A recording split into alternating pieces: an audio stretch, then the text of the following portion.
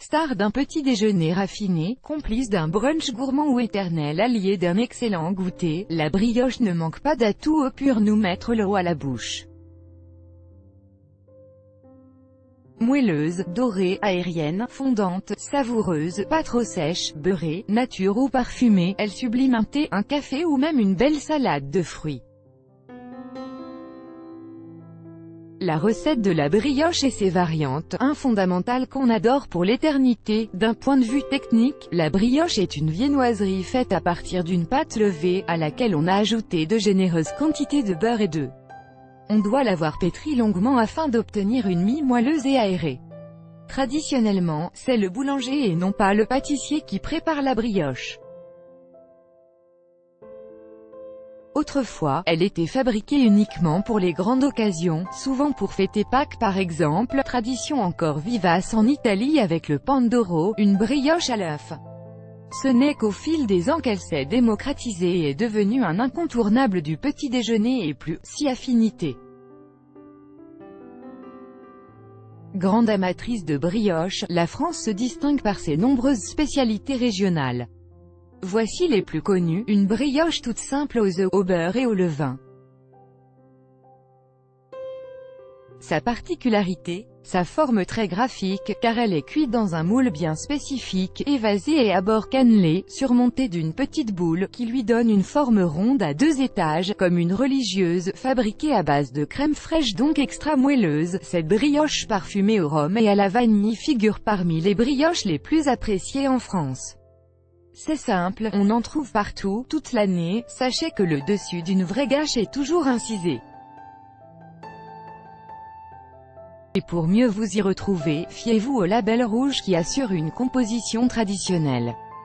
Pour la recette de la gâche, cette brioche à base de crème, c'est ici jumelle de la précédente, elle diffère par sa forme tressée. Le chinois est une délicieuse brioche roulée à la crème pâtissière. Incroyablement moelleuse, délicieusement sucrée, on peut lui ajouter des raisins secs ou des pépites de chocolat.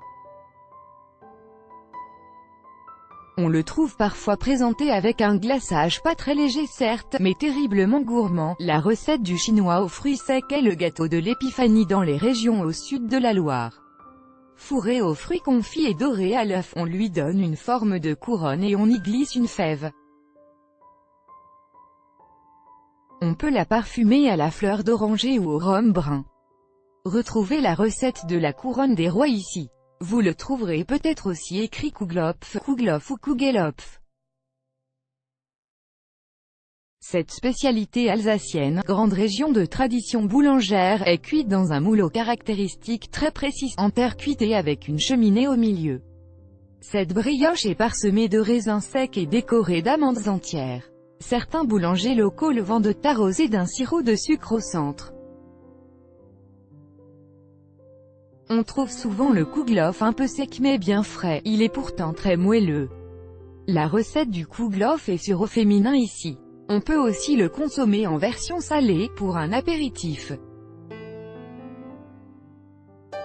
C'est délicieux, la recette du Kuglof salé au lardon et noix ici, spécialité du Nord. Le kremik est à la base un pain brioché, avec un bon goût de levure. Au fil des années, il s'est enrichi de raisins secs et d'œufs. Il se découpe en tranches et se déguste accompagné de beurre, de confiture, de miel ou de cacao. On peut aussi le trouver sans une version parsemée de grains de sucre. Retrouvez la recette de la kremik au reni sec ici. Venue tout droit du sud-est, la pogne est une couronne parfumée à la fleur d'oranger. C'est la spécialité de la ville de Romans. La recette de la pogne de Romans est sur au féminin ici. Les spécialités étrangères, c'est le gâteau de Noël italien, une très grosse brioche fourrée aux fruits confits, raisins secs et écorce d'agrumes qui se déguste aussi bien au petit déjeuner qu'en fin de repas ou au goûter. On peut le savourer de nombreuses façons, nature, grillé, nappé de sauce, enfin, il se cuit dans un moule très haut, d'où sa forme caractéristique. De plus en plus populaire en France, on en trouve dans la plupart des magasins au moment des fêtes, présentés dans une boîte en fer joliment décorée. Pour réaliser un panettone maison, la recette ici, petite brioche suédoise à la cannelle, elles font fureur depuis qu'une célèbre marque de café a emporté les vents. Très moelleuses, leur forme rappelle le pain au chocolat. Elles sont roulées à un mélange de beurre, de sucre roux et de cannelle. Leur version en forme d'escargot est à tomber. Une recette délicieuse que vous pouvez préparer ici, grosse brioche du bassin méditerranéen, que l'on retrouve notamment en Algérie, mais ses influences sont aussi bien andalouses que maghrébines. Elle est parfumée à la fleur d'oranger et aux zestes d'agrumes, ou à l'anis. On adore cette recette de la mouna, ce pain brioché d'origine portugaise qu'on trouve également beaucoup à Hawaï, où il a été introduit par les immigrants portugais, et traditionnellement réservé aux mariages et aux fêtes. Il est sucré et très moelleux. On peut le trouver sous forme de petits pains ronds, en couronne ou en tresse, et faire sa brioche soi-même, c'est possible, bien sûr. Le tout est d'avoir les bons moules, une bonne levure de boulanger et de s'armer de patience, car pétrir à la main demande du temps et des efforts, et il est impératif d'attendre que la pâte soit bien levée avant de la faire cuire. Évidemment, l'achat d'une machine à pain réduit grandement ces difficultés. On trouve d'ailleurs plusieurs mélanges spécial brioche, très simples d'utilisation au rayon farine des supermarchés.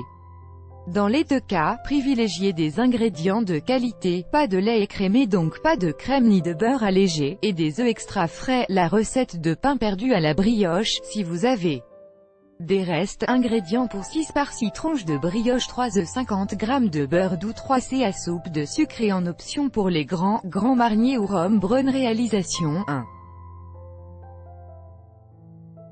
Laissez s'assécher vos tranches de brioche à l'air libre pendant une demi-journée. 2. Battez les œufs entiers dans un saladier. 3. La suite de la recette ICI agrémentée de myrtilles fraîches.